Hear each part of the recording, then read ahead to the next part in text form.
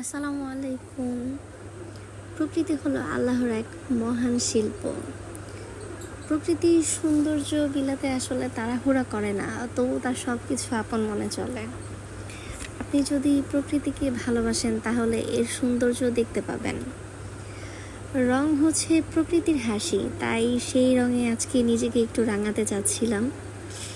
নিজেকে রং মাখিয়ে প্রকৃতির সাথে আসলে মিলাতে চাচ্ছিলাম, তার সাথে মিশে যেতে চাচ্ছিলাম।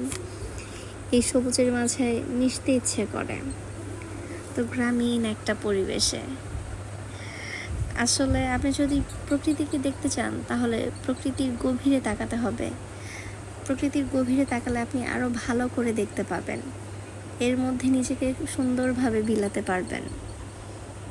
এটা কিন্তু গ্রামে না আসলে আপনি কখনো করতে পারবেন না, কারণ শহরে এই কোলাহলের মধ্যে এত সুন্দর একটা পরিবেশ কোথাও পাবেন না। এই যে ধানের যে কি সুন্দর একটা ঘ্রাণ, যে একমাত্র ধানের কাছে আসছে সেই বুঝতে পারবে। এটা বিশেষ করে যারা বিলের মানুষ তারা বেশি করে উপলব্ধি করতে পারবে ধানেরও যে এত সুন্দর একটা ঘ্রাণ হয়। আমার কাছে পার্সোনালি ধানের ঘ্রাণটা শুনলে চোখটা নিজে থেকে বন্ধ হয়ে আসে। এত সুন্দর একটা ঘ্রাণ, আসলে এটা বলে বোঝানোর মতো না, এটা আসলে প্রকাশ করার মতো না। একদম আজকে নিজেকে বিলিয়ে দিতে ইচ্ছে করতেছিল প্রকৃতির মাঝে। এত সুন্দর একটা পরিবেশ, এত সুন্দর একটা আবহাওয়া। যদিও রোদ, একটা কৃষক কিন্তু কখনো ধান কাটার পরে বৃষ্টি চায় না, কারণ তার ধানগুলো শুকাতে হবে। তো তার হাসি ফোটানোর জন্যই হয়তো আল্লাহ এত সুন্দর একটা রোদ দিচ্ছে, বৃষ্টি দিচ্ছে না।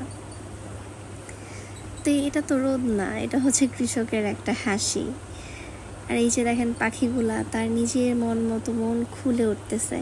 আমারও খুব ইচ্ছে করে এইভাবে উঠতে, কিন্তু আমার তো পাখা নাই, তাই আসলে উঠতে পারি না।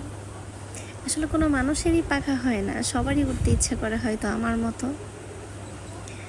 তো দেখেন এর সৌন্দর্যটা কিন্তু আরও অনেক বেশি বেড়ে গেছে। তো আপনারা ভালো থাকবেন, প্রকৃতিকে আরও বেশি করে ভালোবাসবেন।